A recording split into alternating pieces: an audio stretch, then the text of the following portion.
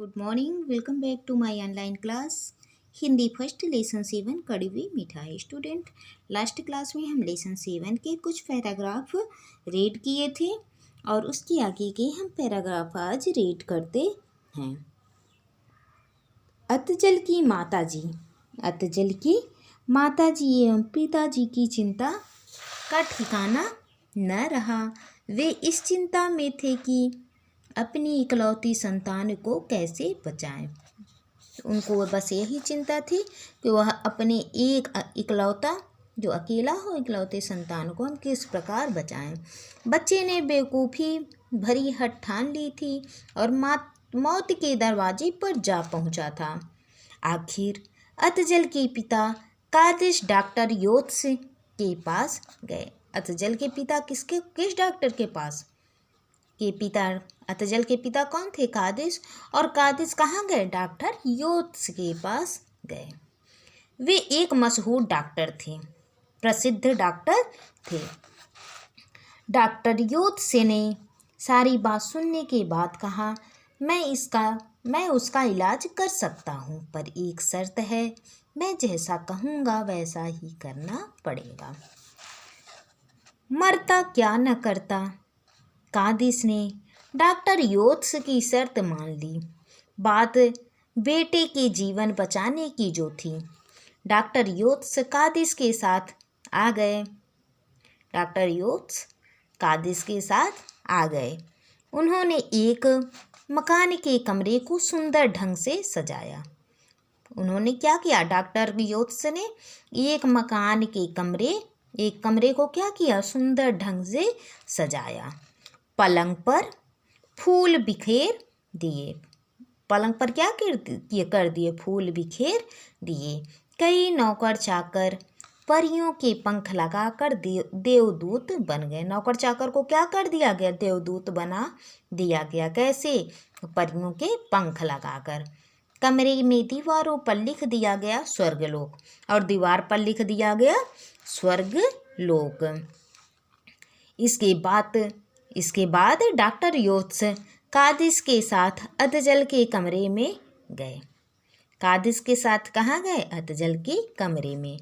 उन्होंने कहा, अरे यह बच्चा तो मर चुका है, इसे दफनाते क्यों नहीं? डॉक्टर योत्स की बात सुनकर अतजल खुशी से चहकने लगा। उसने कहा, मैं तो कब से यही कह रहा हूँ, दफनाने के बाद ही तो स्वर्ग जाता है आदमी। झूठ मूठ की एक अर्थी बनाई गई। फिर उस पर अतजल को लिटाकर सब कब्रिस्तान की ओर ले चले। इस बीच बेहोशी की दवा सूंघने से अतजल नींद में डूब गया। तब उसे विशेष रूप से सजाए गए कमरे में ले जाया गया। उसको क्या किया गया? बेहोश होने की कोई दवा सुंघा दी गई। वह क्या हुआ? नींद में चला गया। तब वह विशेष रूप से जो अच्छी तरह से सजाया गया कमरा था, तब उसको उस कमरे में ले जाया गया। जब अतजल की आँख खुली तो वह हैरानी से चारों ओर देखने लगा। दीवार पर लिखे शब्द पढ़कर वह बहुत ही खुश हुआ। दीवार पर स्वर्गलोक लिखा था। स्वर्गलोक लिखा जब देखा तो वह बहुत खुश हो गया कि मैं तो स्वर्गलोक में पहुंच गया हूँ। समझ गया कि मरने के बाद वह सचमुच स्वर्ग में आ गया है। वहाँ न उसके माँ बाप थे न ही दोस्त। गली मोहल्ले वाले भी दिखाई नहीं दे रहे थे। थोड़ी देर बाद देवदूत की पोशाक में परी जैसे पंख लगाए एक नौकर वहाँ आया।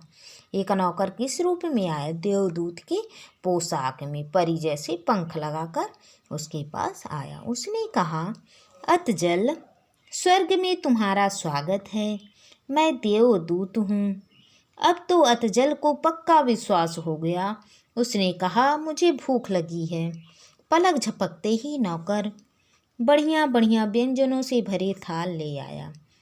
क्या किया? जैसे बस उसके जैसे कहा वैसे ही बढ़िया बढ़िया व्यंजन से भरे थाली उसके सामने आ गई।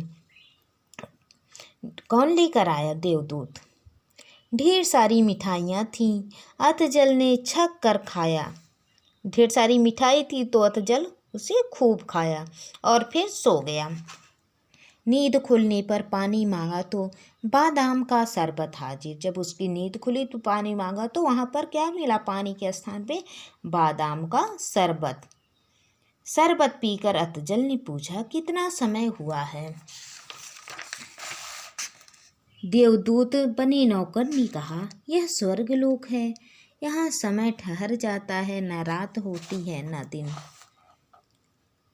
दिन निकलता है, सदा ऐसा ही रहता है। यह सुनकर अतजल को अच्छा तो न लगा, फिर भी वह खुश था। सोचा अब स्वर्ग में दिन आराम से कटेंगे। इस बार नींद से जागा तो उसने कहा, कुछ चटपटी नमकीन चीज लाओ।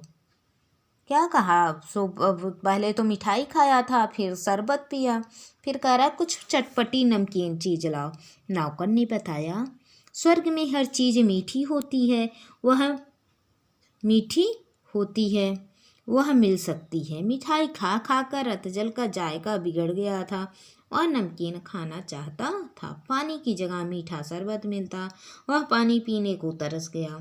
वह इधर उधर घूमने लगा। उसे कई परियां, कई देवदूत नजर आए, पर किसी ने उससे बात नहीं की। हाँ, वह कोई भी चीज मांगता तो तुरंत ला देते। अतजल उदास हो उठा। उसे माँ और पिता याद आ रहे थे। वह अपने दोस्तों से मिलना चाहता था। उसने एक देवदूत से पूछा, मेरे माता पिता यहाँ कब आएंगे? उनके आने में तो बहुत वर्ष बाकी है, उन्हें काफ़ी समय तक पृथ्वी पर रहना पड़ेगा। और मेरे दोस्त और क्वेश्चन पूछता है अतजल उस देवदूत से कि मेरे दोस्त कब आएंगे? तुम्हारे दोस्त 70 वर्ष बाद आएंगे, देवदूत बोला। स्टूडेंट, आज बस इतना ही। आप होमवर्क में वृक्षों के महत्व पर निबंध अच्छे से लर्न करेंगे बिना वर्ड मिस्टेक के, और अपने रफ कॉपी में लर्न करके बिना देखे अपनी मम्मा को या पापा को, दीदी भाई जो आपसे सीनियर होंगे उनको दिखाएंगे, और वर्ड मिस्टेक होने पर उस वर्ड को आप 5 टाइम राइट करेंगे। Thank you.